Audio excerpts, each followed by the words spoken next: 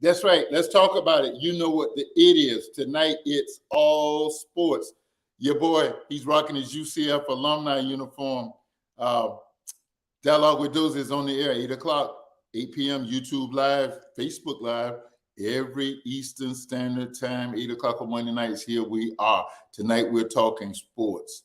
So, shout out to my dear daughter and her team at GoGetYourCreations.com. She's going to be doing a little voiceover with us tonight as we talk about some sports items. But so the dialogue started out during the middle of the pandemic with me getting in front of a camera, my little phone, on a device called Facebook Live, after seeing people for several years getting in front of a camera, Facebook Live, and I thought to myself, man, who think people like really want to just like look at them, get on and chatter and banter and all of that stuff. And then during the pandemic, because I was locked in and spent all this time alone, I'm trying to get these pictures out of here and by myself. So I asked, I just tried it one night, and that was when the internet was really big, because a lot of people had a lot of time because we were isolated and kind of like home and stuff like that. And so I decided to just see what it was like, and just the name Dialogue with Dozell popped up, and I just asked people to holler at your boy. And we were talking about a myriad of things on that first night there in June, I think it was. And all of a sudden, we got a little following. And I said, okay, if you want us to do this again, guys, let me know. Some people are kind enough, maybe they just said that. They say, yeah, let's come back and do it again so we can the next week. And we've been doing it next week's now this is the third year. We are fastly approaching our anniversary of the Dialogue with Dozell. And along the way, I picked up my brother. He has a very busy schedule, and he's pretty selective about his shows because of some of the things that he does. But I've had a myriad of guests. Guest host last week, my sister Linda Scott was with us. She has been our entertainment editor because of her foray into the business. And while last week we had an awesome time with Brother Leo Carmichael, the lead singer of the Temperature Band, whom we met on the Harmony of the Seas cruise. Did I say cruise? I guess I did. So, she has been with us. She has now stretched out and has started her own podcast along with Sherilyn Fisher on Thursday nights, 7 o'clock Central Time. It's called the Diamond Square. We'll get the name of it. The Golden Square. Thanks, sis. The Golden Square podcast. And she was with us last week and did a great job with us as our entertainment editor. My cousin, been able to get our cousins on. My cousin, Janice Hazel out of the D. She's on quite a bit, particularly with politically encouraging shows and politically themed shows, all shows activists, all shows that deal with justice issues, civil rights. Legislature, she's all over that stuff. And so last week she said, if you got it, I'm just going to take a break. We'll be calling her back. She is so factual, having served with Congressman Dellums out of Michigan, the longstanding who started the fight for reparations in the Congress. Reparations, I'll get it right. And she's with us as a guest host. My good friend Timothy Griff is with us. My friend Pastor Anthony Burrell is with us a lot as a guest host. My friend Llewellyn Terry has been with us. And so we have been on for 3 years. We have amassed a following. We did our first anniversary show, still in the throes of the pandemic, at a local restaurant there in Jacksonville, because the show is like both cities because of Kim, and I'm there so often. And we have a great following from both locales. And we're just grateful that you've tuned in tonight. And we're going to be talking sports. Just we booked the show to be. We're going to talk sports in just a second. We got to talk sports. I'm dressed in sports attire. I've been wearing sports attire. I took my Miami Heat outfit off to put on my UCF outfit for this show. But listen, before we get here, I got to do one thing, one current event. I have been looking at TV the last hour at the preparation of New York City for possibly the arrest of the former guy on charges brought on by the Manhattan District Attorney's Office. It's funny that the state attorney down in Fulton County, Georgia, also has convened a grand jury and is charges are possibly pending based on that inquiry for the former guy because of a phone call he made saying he just needed 11,000 votes of the Secretary of State during the 2020 presidential election. And there are several other cases, 2 federal cases, one from the Mar-a-Lago obstruction and another one is January 6th. All of these are still in development. But the Manhattan District Attorney's Office looks like tomorrow or sometime in that neighborhood, there could be charges brought against the former guy. And there are 2 things. Today, one of the attorneys for Rudy Giuliani, former guy, representative himself, went on TV to disparage Michael Cohen. Michael Cohen is, as you know, was the former guy's fixer, as they're called, or his attorney. Legally, he's called his attorney, but he was his fixer who self-confessed to fixing to just keep this thing on the down low arrangement with Stormy Daniels, the porn star, to keep doing the 2016 presidential election, to keep the former guy, to keep that off of him. And Attorney Cohen, or Michael Cohen, did a few years in jail, and he has now been a contributor to several news outlets. And so today, the gentleman who says he's an attorney for Rudy Giuliani came on to disparage Michael Cohen, who appears to be the star witness for the Manhattan District Attorney's Office against the former guy because of his intimate knowledge. He allegedly fixed the payments to pay off Stormy Daniels to keep her from going public about an alleged involvement with the former guy. So this guy came on today to disparage him, as it appears that the grand jury is wrapping up testimony. And one of the telltale signs that they're usually going to make an arrest is last week, it surfaced at the beginning of the week, that the former guy was being asked to come in, voluntarily to come in to talk to the grand jury. And usually that is a sign that the state or the government is about to press charges. So with all of that going on, this guy went out today to disparage Michael Cohen, who had a previously arranged guest appearance on the Arby Melber show on MSNBC. This guy went on and had a press conference where he had information allegedly that he could disparage Michael Cohen. So when Cohen came on his appearance, his previously scheduled appearance, he came on and that was just the question is who was telling the truth. He said, this guy's lying. The guy said that Cohen was lying.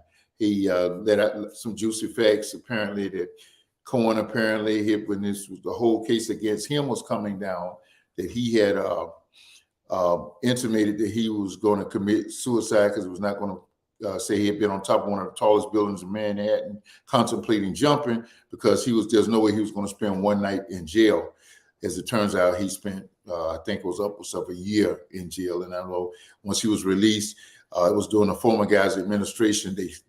He said some things, or did some things, and they locked him right back up. And a federal judge intervened and released him. So watch those, stay tuned to those developments. But the other thing about that, and I know we're going to talk sports, we're going to get to them in just a second. The other thing about that is that the former guy went on his Truth social network and I think he may have gone on Twitter also on Saturday and said that he was going to be arrested on tomorrow and has called for a protest.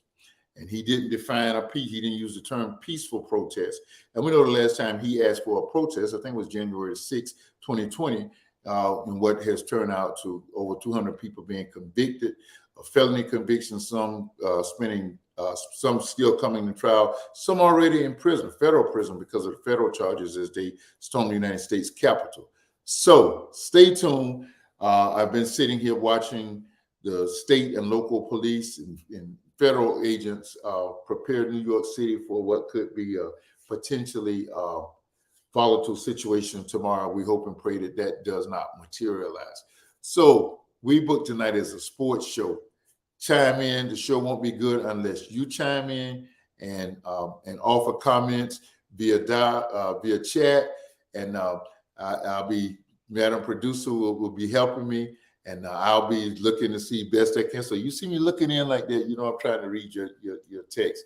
So we got some exciting things going on in the sports world. The women's Final Four, there's some games that are taking place right now.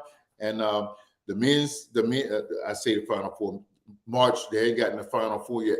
March Madness is in full bloom, both for the male and the women's sports brackets. And we're going to talk about brackets in just a second, just a hot second.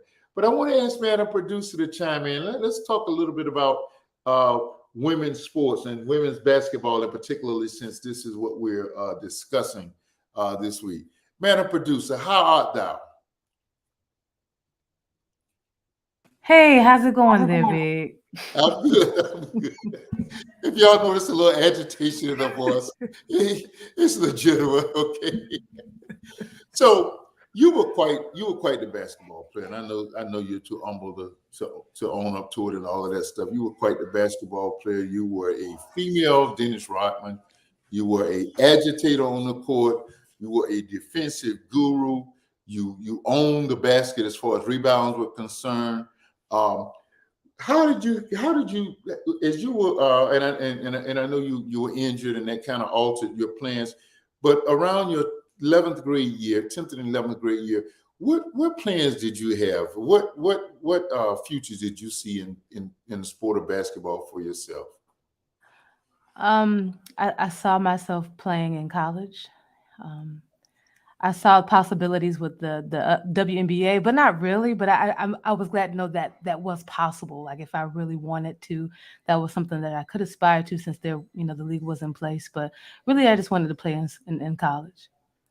And that's so awesome. I don't think we've ever sat down and had this conversation, but that's so awesome. That's our daughter. That's Latoya Glenn, and she is one of the intricate members of the GoGigaCreations.com team who produces everything we do virtually, and you see how well they do it.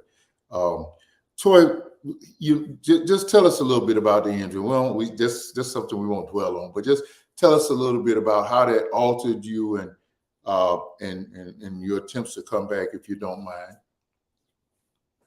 So I tore my ACL and my medial meniscus. Not sure if I'm pronouncing that correctly, but it was two tears in my right knee, and it prohibited me from really playing my senior year of high school. I was able to take part in the track season. I threw shot and disc, and I'm grateful for that. But I totally missed my senior year of basketball. Yeah. Did you hear? Did any recruiters say anything to you, or did your coaches say anything to you as far as a possibility of looks by any colleges on any level during that 11th grade year, going into that 12th grade year? I know they were really wanting you to be properly treated medically because a distance went by because you were misdiagnosed originally. Did anybody ever talk to you about that? It's been so long, so I don't recall. I just knew that everyone was very hopeful. We had a very young team, and I was the oldest. I was the mature one, and they were really extremely excited for me to be playing, that senior season. But when I was injured, that was a no. It was a no. So either then or now, or up any all points in between, have you identified any women's basketball programs that you would have liked to have had a chance to be affiliated with? If you had a dream, you had your dream. For instance, your boy, when I was growing up, um, even though obviously I didn't grow materialize to be this great star, but I kind of like UCLA from a distance, and it would have been exciting to be affiliated with that school just to be around. They were a dominant force in college basketball. Did you have any aspirations for any particular teams or programs?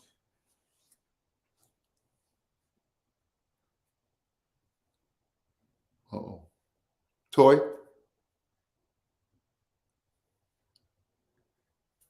Okay. She has either so Mac is saying Pat Summit was great. Absolutely, she was. She was a dynasty in her Toy, you back? Okay. So we lost Madam Producer. Um, So Pat Summitt, indeed, Mac was a superstar coach. She was a John Wooden of women's sports, of women basketball. There's some great ones now. The sister over at South Carolina and uh, even over at Connecticut, and there are other programs. But certainly, when you start thinking about when you start thinking about women's basketball, you kind of start with Pat Summitt. Can you hear Okay. me? Yes, yes. Hi, sis. Listen, Hey. yeah, we were asking you, yes. Mac and I were just talking about Pat Summitt and some of the other coaches. Toy, was there a particular program either then or now, if you had the opportunity to take a time travel backwards, that you would like to be affiliated with? First, I just want to say kudos. Yes, Pat Summit, amazing, amazing coach, is amazing, right? But as I reflect back to those early years, WNBA, I can only think of Lisa Leslie and the Sparks. She was just so graceful, beautiful, and she could dunk. Lisa Leslie and the Sparks for sure. Who was the girl that was with the Comets, the Houston Comets? They won like the first 3 or 4 championships. Uh, You know what I'm talking about? I can't think of her name. Trying to think. Cheryl Swoops, maybe. Was it Swoops? I'm not She was comments. Cynthia Cooper. Cynthia Cooper. That's what. Okay. Yeah, she was like one of the first Cooper, ones. yep, yep, Cooper. That's right. Yeah, thanks, man. Yeah, and she actually stood in the way of Lisa Leslie, I think, a time or two. Yeah. And I'm not even sure the Houston Comets still exist. I never hear them talking about their franchise. I'm not sure it still exists. We're gonna talk hoops we're gonna talk Final Four, women's Final Four in just a second. But while we're talking about that, Toy, do you know so Proposition 16, I think it is, that opened the door for women's sports, the NCAA.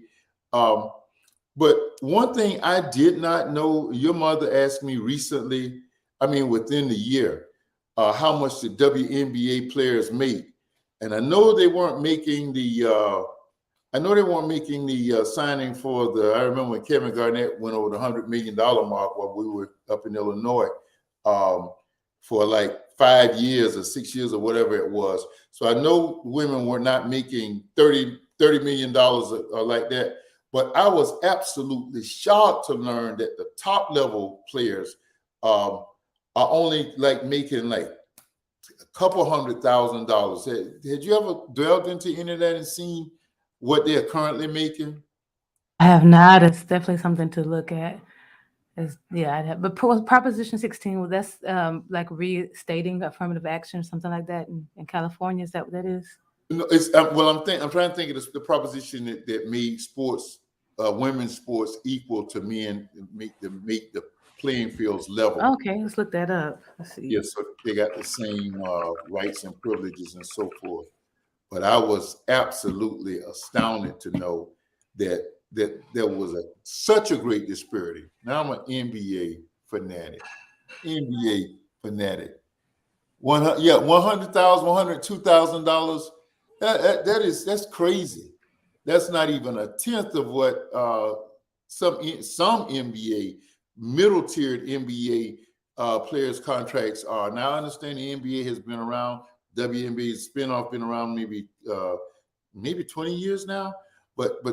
they are only making $100,000 is just absolutely amazing, astounding. Candace Parker, I wonder what her what she's making. Let's see. She just signed with the Las Vegas Aces, which would be her third program. Um, it's just the disparity. And then the other thing is to learn that, of course, or NBA players, and Mac, you and I are old enough to remember when NBA players flew coach. You get on the airplane and you might see some tall player because the teams just mingle in with the regular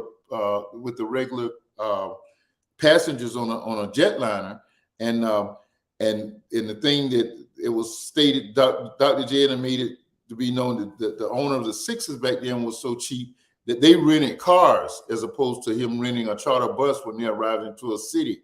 And so now, of course, because of their heights and the schedules and everything, the players all have chartered planes. But now the WNBA players are trying to push it to get to chartered planes. Troy, how could that be done? Sponsorship, what do you see happening to make that happen?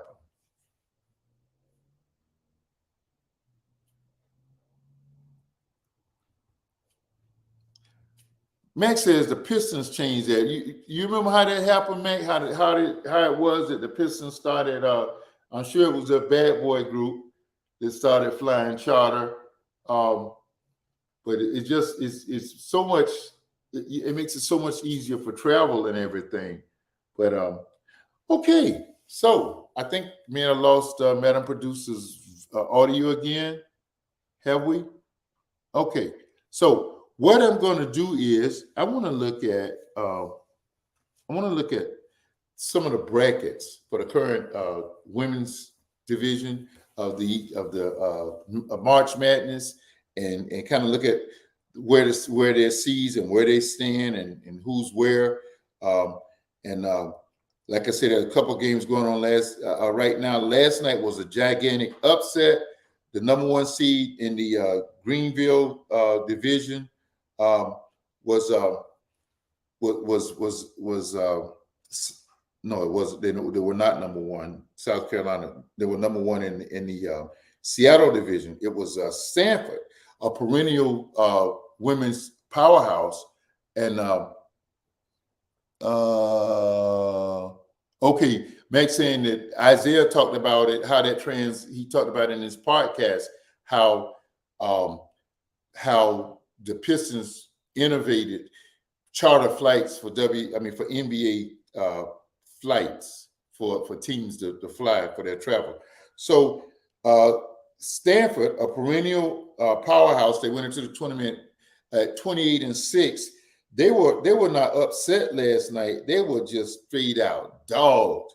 They were beat down by Ole Miss by a score of 71-48. And you know, everybody who knows in the tournament seeding, the lower seed takes on the higher seed. And Ole Miss was seeded number 8 in their bracket, and Stanford was number 1. And they got the Ole Miss in the second round, and I mean they got the Stanford, and they put a serious killing on them. So tonight, Louisville and Texas are playing, and that's going to determine who's going to play Ole Miss, and likely me. And then Georgia is playing. Georgia lost to Iowa last night in that division. So Ole Miss may be the team. Ole Miss and Louisville may be the teams to look at in that Seattle division of the women's bracket. Now it's going to be pretty hard to beat this South Carolina team that's undefeated and who's all there. They have become the Stanford of the East Coast. They become what North Carolina is. Duke's always had a successful women's program. And of course, as Mac mentioned earlier, Pat Summitt always had Tennessee as a top tier program. So South Carolina is one game away from their regional final, which would be well, let me see. I'll take that back. Yeah, from the regional final, they're one game away from reaching that. And let's look over to the Greenville 2 division, and Indiana is playing right now. They're playing Miami. Well, that game just started, and okay, so let me get this shout out. Go Canes. Miami is seeded number 9, and that would be amazing for them to overcome the number 1 seeded Indiana Hoosiers women's team, and also Florida Florida Gulf Coast University, whose football team, whose men's basketball team made some noise a few years ago, and their coach went on to coach out on the West Coast and kind of put that school on the map. And also a number 1 seed there is Virginia Tech. They have kind of breezed along on their one game from their finals. Also, North Carolina is playing tonight. They're playing Ohio State. That should be a humdinger of a game. Ohio State was rated number 3. Carolina's number 6. And so that ought to be a big game. And then the winner of that will take on the winner of Baylor and UConn. That ought to be quite a game. And both of those are on tonight at the 9 o'clock time. So we just giving you a snapshot of what the women's Final Four looks like. We're going to talk men's Final Four. We're going to talk a little Jay Morant. We're going to talk. We're going to look at the men's basketball.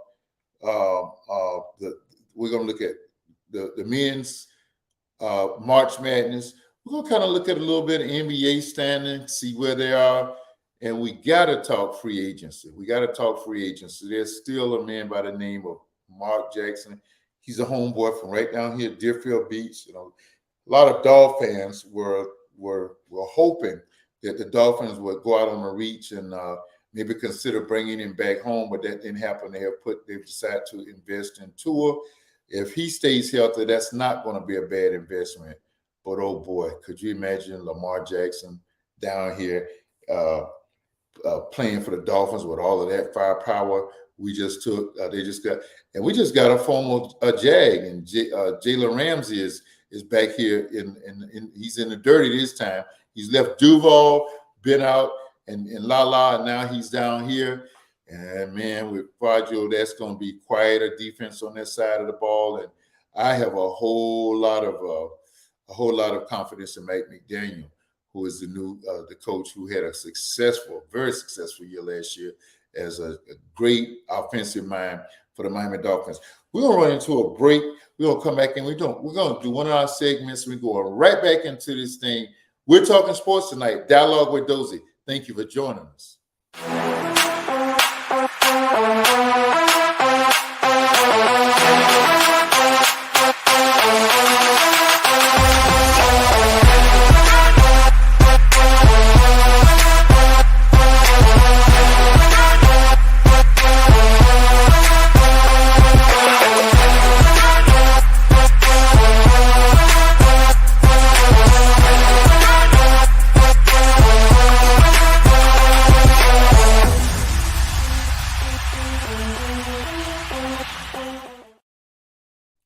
That's it. GoGigaWorld.com.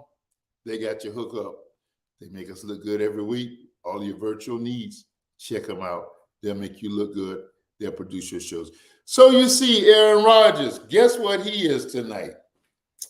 Well, Aaron, I got to tell you, man, you're not going to be by yourself. It's going to be you, the New York Jets, and the Green Bay Packers. Dang, dog. Don't look like I can really make up my mind where to lay tonight's dang dog. But it's all because of you. So you'll get a grand share of it. So, just like your predecessor, the great Brett Favre, who could not quite make up his mind if he wanted to retire or head off into free agency or stick around another year with the Green Bay Packers, here you are again. One thing about Favre, he was never accused of being a diva. And somehow that tag has been laid squarely on your shoulders, Aaron. Dang, dog. You see in the pictures, you see him walking off after that playoff loss back in, I guess it was January, in Green Bay, where you had the home field advantage and you lost. Actually, it wasn't you lost the game that knocked you out of the playoffs. You lost to a very up-and-coming, hungry Detroit Lions team, and you're walking with the teammate for what many thought would be your last in the green and yellow, green and gold. So let me just confess, Mac, I was a Green Bay Packer fan as a young kid. I still remember the Ice Bowl in 1966 that when Bart Starr went on the back of oh my goodness, I can't remember the Jerry Kramer, the left guard's shoulder to get into the end zone and basically beat the Dallas Cowboys, what would become a 2-game series. You beat them one year, 66 to get there, then you beat them again in 67 on the last minute touchdown to get to the Super Bowls. The Packers won the first 2. And they were kind of like what the Steelers would become, a team that had all of those All-Americans. Free agency kind of prohibits that now. But I was a Packer fan back then. Aaron Rodgers, dang, dog, how you find yourself in the dialogue? I was a Packer fan until you led the Packers against my Steelers and upset them. I think it was like the 2011 Super Bowl or something like that, when Black and Yellow was the big theme song. And you guys came back and beat us in that Super Bowl. Yeah, you won 2 in a row. Well, you beat us that year. Yeah, there were 2 in a row. The Packers won the first 2 Super Bowls. They beat the Kansas City Chiefs, and then they beat the Oakland Raiders. And then the Super Bowl Super Bowl 3 was where the back then it was called American Football League, broke in and won their first game when Joe Willie Namath and the Jets came down here and defeated Don Shula's Baltimore Colts to win. But let's get back to you. Let's get back to the Packers. It's too much drama in Cheeseland. Too much drama in Titletown. Dang, dog. Packers, how do y'all keep letting this happen? It happened to you with Favre 15 years ago, and here we are again. Hey, trade the guy, make a deal with the Jets, get it done, or just eat a little crow and bring him back. Let him finish up in Green Bay. I understand you want to dump that contract. I understand he said some things on the Pat McAfee show that you didn't like. But dang, dog, Green Bay, stand up and make a decision. Favre, I'm sorry. A-Rod, you are enjoying every bit of this, man. You are every bit the diva you have been pegged to be. You are enjoying this. Dang, dog, put some pressure somewhere so you can get where you want to go. You were leaning towards retirement before you went into your dark retreat, your black retreat, where you sat in the dark allegedly for several days and just got in tune with yourself. As Jim Rohn would say, an interesting concept. Dang, dog, here you are again, squirreling the controversy. You are the one that's overshadowing free agency because nothing has been decided. Packers, Aaron Rodgers, New York Jets, get it done. Dang, dog, it's on you, Aaron Rodgers. We like to have a little fun here at the dialogue. It's been a minute since we've done a good dang dog. So let's look at the NCAA men's basketball brackets and see where the number 1 teams have landed. And I got to pull that up while I'm talking. If you have a favorite team in there, let us know, Matt. If you got a team, because I'm kind of following. I got to admit, I'm kind of following the Houston Cougars. Who remembers when Olajuwon and Drexler and Mishaw and all of that team were upset by North Carolina State Wolfpack on that last putback dunk by was it Whitten or Cozell McQueen? Never forget that what happened there. I was working. I was a policeman working the streets, listening to the game on the radio on my boombox in my patrol car, hoping that the end of the shift would hurry up and occur so I could get in and at least see the last few minutes of that game. That's exactly what I did. I got in the squad room and I got there just in time to see what was almost a breakaway steal that would have certainly cemented the game for Houston. They had that Phi Slamma Jamma crew that I think may have lost maybe 1 or 2 games. They were invincible. When they were called Phi Slamma Jamma, that's what they were. Nobody dunked the ball. They got off the van, off the bus, dunking the ball. They dunked the ball from the airplanes and everybody. Lorenzo Charles, yes, thank you, sir. They got off the plane dunking the basketball. Their trainers, their water boys and water girls could dunk the ball. They were just that good. And of course, Hakeem went on to win 2 championships in a row while Michael was out. but he might have made a little competition, Kenny the Jet and all of that group. But I need to look up who made that putback dunk. There's a last second shot. The ball was almost stolen. It forced NC State, who was holding the ball, to shoot the shot. And I think I want to say it was Dozell McQueen got that putback dunk at the buzzer and won the game. And I can still see the images of the late great, very effervescent personality Jim Varner running around the court looking for somebody to hug. That was one of the most improbable finishes that we will ever see. So I digress, but I can remember I was still working the streets during that time, and I would work a lot of details over at hotels overnight. And I was watching. I remember NC State was out on the was playing in the Western Regional, and I remember all of the last second wins. Okay, Wittenberg shot that shot. Wittenberg shot it, and Charles put it back. Okay, Lorenzo Charles. Okay, all right. And we've seen them on the 30 for 30 series. Thanks, Mac, for being the sports historian for us tonight. We've seen them gather around. Of course, Charles died tragically a few years ago in a school bus accident. But that team was a team of destiny. They were winning all of those games when Varner went there. Of course, the ACC was not what it was a different animal back in those days. In fact, back in those days, you had to win your tournament to get into the playoffs, to get into the tournament, the finals tournament. And all of that has kind of changed now with everybody has a tournament, and it doesn't matter where you rank. If you got a team that the selection committee feels worthy, they'll draft you. But Valvano said he went there and changed the culture by making them think that they could win the championship. And when they had that improbable run, then got to Houston, got down, and I know that game was played in New Mexico, and they got there and beat Houston. Man, that was such a shock. Houston was number one. But looking at let's see where we rank.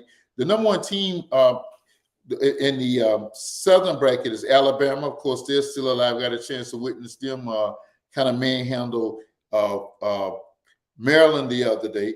They'll be playing San Diego State, who beat Furman, who was an upset winner over Virginia. Down in the eastern bracket, Purdue is number one, and guess where Purdue is now? Purdue is home because they were upset by Farley Dickinson in the first round. So Duke lost to Tennessee. So Kentucky plays. Kentucky played last night. They played K-State. I don't know who won that game. I know Kansas was knocked off on Saturday, I think it was, by Arkansas. So number one, Houston is still alive. I got to see them play against Northern Kentucky, and Northern Kentucky gave them everything they needed. But apparently they bounced back well to beat Auburn the other night, and so they're one game away from the finals in their regional finals. The Hurricanes played Indiana last night, and they won. They're headed to the sweet round of 16, Sweet 16, and so this thing is kind of playing out. Houston is number one; they're still there. Number one, Pittsburgh. I have no results from their game from last night. Like I say, Arkansas is going to the Sweet 16, having replaced number one Kansas, and UConn played St. Mary last night. I don't have those results, but I know they're still alive. So I think it'll be UConn and Arkansas. It's going to be some nice matchups. Some of the guys like me, Mac, we wait around to the end of the year.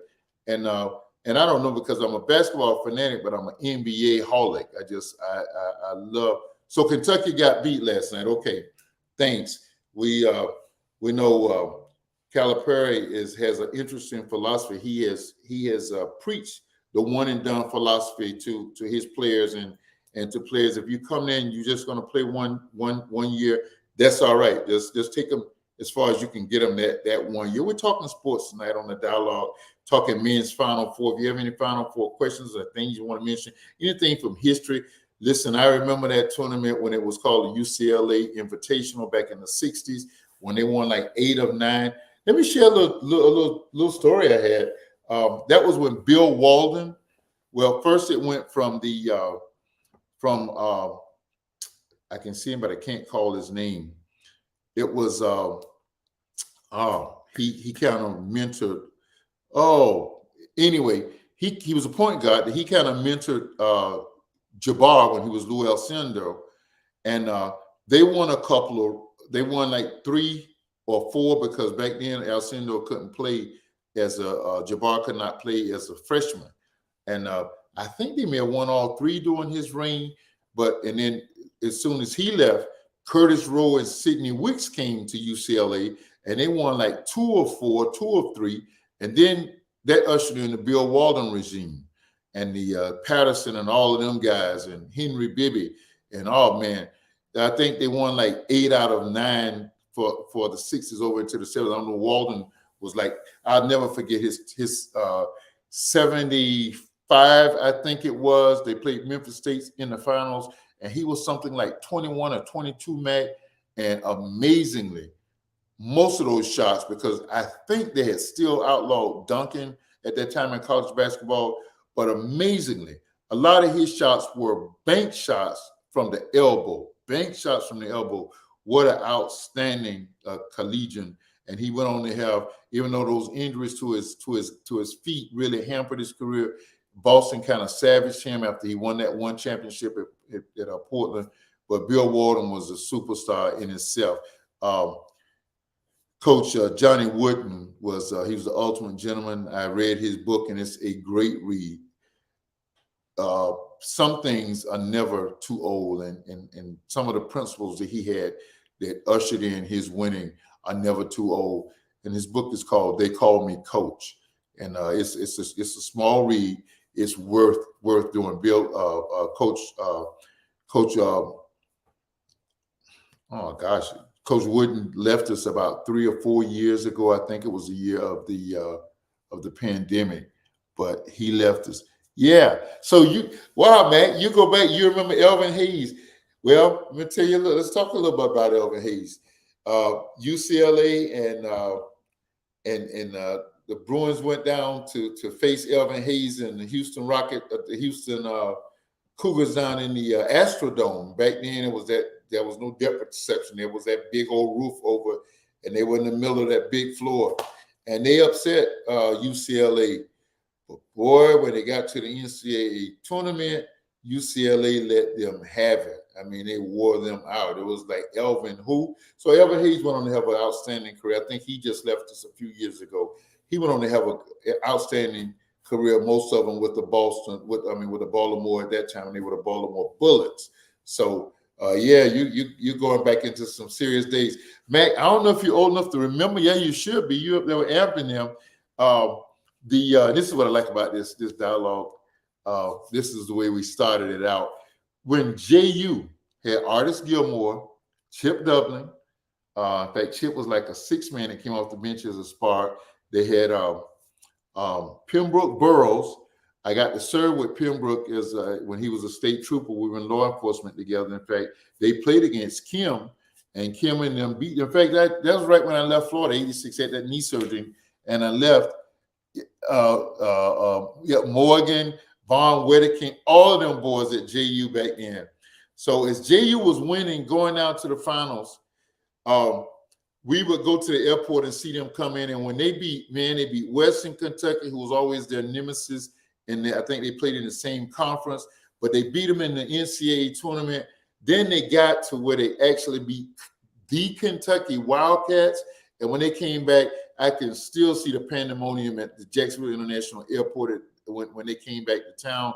Artis was 7-2. The A Train went on to play with the Kentucky Colonels and then on to the Chicago Bulls. And Pembroke was 7 foot. They had the tallest team in America.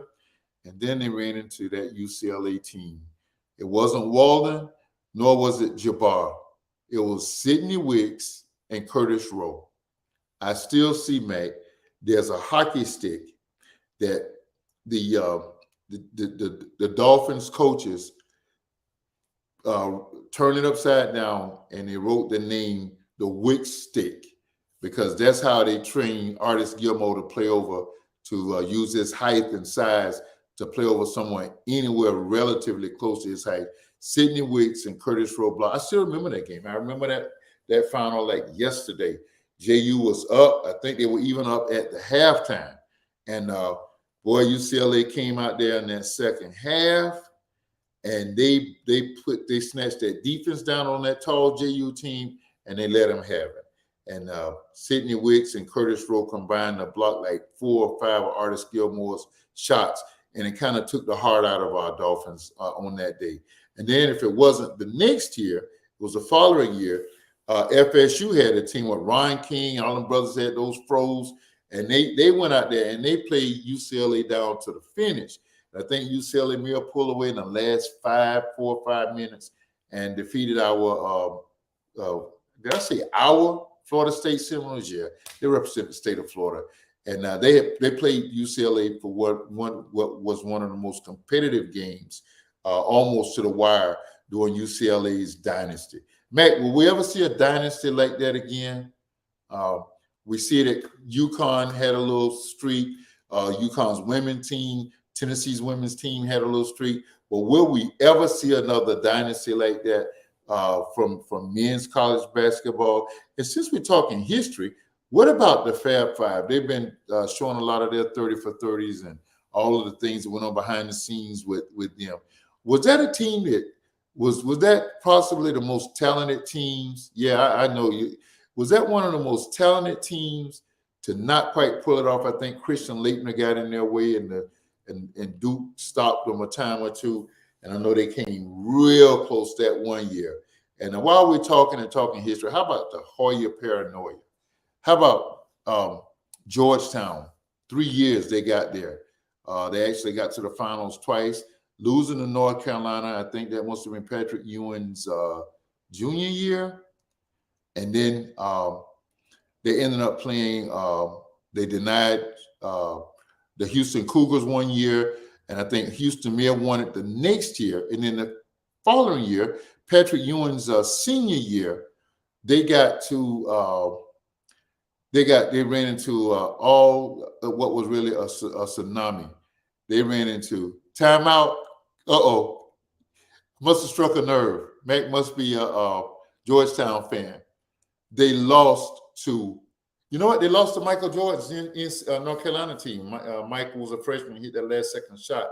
You want to know something funny about that game? I was with Pastor Diamond, our beloved late Bishop Tom E. Diamond. We were leaving a revival in New York. We were in D.C., of course, where Georgetown is based. That's where we were earlier that day. And we went to a mall and everything was Hoya Paranoia everywhere. I mean, I just got excited. And then we got back in the car and we're riding. I was hoping we could stop somewhere we could just watch it in the motel, trying to get back. And we were riding through the state of North Carolina and heard the last second shot by Michael Jordan that got them the game. And of course, one of the all-time mistakes, a Georgetown player, when they came down with a chance to win the game on the last second shot, passed the ball, James Worthy intercepted, and the rest is history. But that team ran into a Villanova team during Georgetown, during the Patrick Ewing regime's senior year. And that team lost to Pinckney and those group from Villanova. I think they shot like 92%. It was unbelievable. They were just on fire. Nobody's seen anything like that since.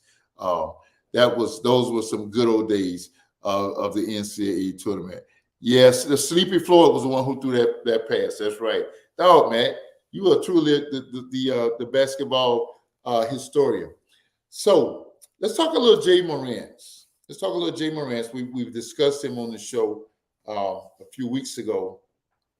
So now it's come out that Jay is actually down here in Florida, where he's doing therapy for, I guess, his stress and anxiety issues. And I think you would probably have to say anger issues. It's come out that He has been in a controversial situation where he drew a gun on a high school student they were playing ball, a pickup game in his house. He was one of like this high school 5-star athlete that's supposed to be a Knicks star of wherever he goes, the pros or wherever he goes, and something happened, and Ja got mad, and it ended up with him drawing a gun on this kid allegedly. Um, his entourage allegedly, um, after an incident with the Indiana Pacers at the end of one of their games, they saw what turned out to be a laser, and Ja Morant was in the car where that laser was from. I think he has denied that he was the one who did it. And then, of course, the major, and these are the ones that we know about. Uh, After losing a few weeks ago out in Denver, he went to a Denver gentleman's club, and that's where he made the infamous video with him holding a gun, and I don't think it was drawn at anybody, but just holding the gun and brandishing. And he videoed and posted on IG Live. And at that point, it was deemed that the situation was out of control. He needed to be reined in, and that's when he went to sit apparently for what was going to be 2 games originally, turned out to be 6 games. He came to Florida to get counseling, and the NBA turned into an 8-game suspension. And I think tonight he's eligible to return, but he had announced that he will not be ready. He's getting himself back into basketball shape. So these things don't just happen when you go to a league. These things are kind of, I don't want to say ingrained, maybe they're learned or developed. But let's just say this, and I know the pundits have been saying that there's no way that over this short, I saw Stephen A. and Jay Williams discussing it the other day. They were saying, 8 weeks, 8-game suspension, 6 which were self-imposed. What can he learn? What can he do? What kind of therapy can he gain over just basically a 2-week period to overcome this desire to resort to gunplay and that kind of stuff? Let's just cap it by saying we hope this young man gets the direction that he needs, and he turns all of that behavior around, that he absolutely changes his entourage, and that his daddy becomes a daddy and not one of the boys that condones, as most entourages do, condones the star's behaviors because they're their meal ticket, and dad kind of takes control and gives good fatherly advice and keeps these things from happening. I don't care if it's Josh said that he's done this in defense that he loves his family, and we all love our families, but don't do the criminal behavior that could cause somebody to end up injured or worse than that, taken away from us. So we wish and pray Ja Morant the best, and Memphis Grizzlies, congratulations on whenever he steps back in the door, because he is an absolute superstar. Talking NBA, wow, what has happened to my Dub City Warriors? You are anything but road warriors. I think you got a losing streak of like 8 straight now. You're not even really competitive on the road. It is amazing that when you are playing in the Chase Center there in San Francisco, when you're in the Bay, you are a slam dunk defensive team. Yes, everybody knows you because you're a prolific offense. Steph can shoot it from anywhere. Clay shoots it from anywhere. He's getting his game back, and we know Wiggins is not there right now. But you guys, you got the offense. Draymond, you guys, you put on a serious defense when you're home. But what in the world happens to you when you go on the road? So we hope that this can be, you can work this thing out, and that you can get in the playoffs and not have to play your way into the tournament, because a Golden State Warrior team is really playing its best defensively and offensively, can beat anybody. And remember that they have been without Wiggins for the last 20-some games. So I understand he has a personal problem he's working on. So when he comes back, hopefully, Warriors will make it more interesting again. They playing positive. Okay, I'll buy that, Matt. I hope that's what's happening, man, because your boy Kim accuses me of being a bandwagoner. I just like offense. I gravitate to Patrick Mahomes and the Kansas City Chiefs because they're offensive savants. Stephen A would say they got the offensive thing going. Andy Reid is an offensive genius, maybe to the likes of Bill Walsh, and we haven't seen that. And the Golden State Warriors, they just poured on with their offense, man. Everybody can shoot on that. They just can flat put that ball in the basket. And along the way, they learned to play defense because Steve Kerr learned that in order for the Bulls to win those 3 championships that he was a part of, it was they had guys that were defensive players on all defensive team. Michael and Scotty and Ron Harper, they were shut down defenders. And so he understood that. So with the remaining was 5 minutes, that's 300 seconds we got. Let's talk a little free agency. Matt, what's going to happen with Lamar Jackson? I mentioned him earlier. What's going to happen to him? I've heard people say that he should sit out. I think Baltimore franchising him and making him where a team can match it. I can't think of the term where they can match it, and take him out. A team can make an offer sheet to him, and Baltimore does have the right to match it. I think they play political economics with him. They put him out there to see what he could get in the market, to see what the market would do for him. And I think they're trying to make a point to him. So many dynamics to that situation. If he had an agent, would it be different? I'm not so sure it would be. I think if he gets the contract anything like what he wants, and he and his mother are doing their own negotiating, it's going to revolutionize professional sports, basketball, football, everywhere, because people are going to save that 5%, 25%, whatever it is. They're going to save that money and negotiate on their own rights. I don't disagree with you because I think that what has happened now is that absolutely teams are colluding. They've colluded, and they have come to terms to keep him shut out and shut him down, and nobody's offering him anything. We'll see as we grow closer to the end to see what's happening and see where that stands. The Cowboys made a pickup last night. They picked up a wide receiver. It wasn't Odell. Where's Odell going to go? Go to Kansas City, Odell. Go to Kansas City. Go there, get that whatever $20,000 for 1 year, and see where it goes from there. Maybe you'll get a 4 or 5 year contract after that. But go out to the Chiefs. Andy, y'all going to pull the trigger on that one, man. Give Patty somebody to throw that ball to. Juju Smith-Schuster has gone. You leave Kansas City and go to the Patriots? That's like stifle city if you're an offensive-minded player. But anyway, we'll see how that works out. We hope we're the best. So quarterback salary is through the roof. Absolutely. That's right. Look at Jones. Absolutely. Look at what he's making. And he's wow, how would you compare him to Lamar Jackson? Not even in the ballpark. Not even nowhere to be considered. And I don't know, man. We're going to watch this and see what happens with Lamar. I just hope he ends up with a competitor, and I like to see him go and get a chip real soon because he has put the work in. He's done everything that he needs to do. So there it is. We've talked NFL free agency. We've talked women's and men's March Madness. We've talked. We've spoken about Ja Morant. We've talked NBA standings. We didn't say who's going to win it all. Well, maybe we'll have another show to talk about that. Maybe Kim will be with us. We talk about that.